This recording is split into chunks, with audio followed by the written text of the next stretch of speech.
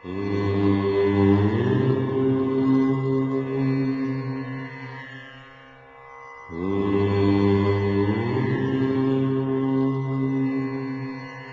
నమస్కారం. ఈరోజు మనము 22/4/2019 సోమవారం రోజు ఉన్నటువంటి పంచాంగ వివరణ గురించి తెలుసుకుందాం.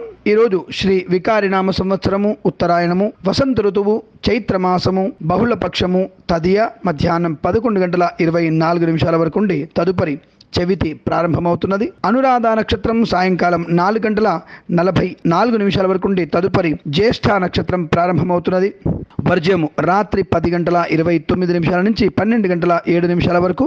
దుర్ముహూర్తం మధ్యాహ్నం 12:31 నుంచి 1:20 వరకు. తిరిగి మధ్యాహ్నం 3 గంటల నుంచి 3:50 వరకు వ్యాప్తిగా ఉన్నది. అమృత ఘడియలు ఉదయం 6:28 నుంచి 8:03 వరకు. రాహుకాలం ఉదయం 7:25 నుంచి 8:58 వరకు వ్యాప్తిగా ఉన్నది. నేను చెప్పినటువంటి శుభ సమయాలను, పంచాంగంలో ఉన్నటువంటి వర్జాది దుర్ముహూర్తాలను రెండింటినీ కూడా సమీకరణ చేసుకొని శుభమైనటువంటి మీ కార్యక్రమాలను ఏర్పాటు చేసుకొని విజయవంతంగా పూర్తి చేసుకుంటారని ఆశిస్తున్నాను.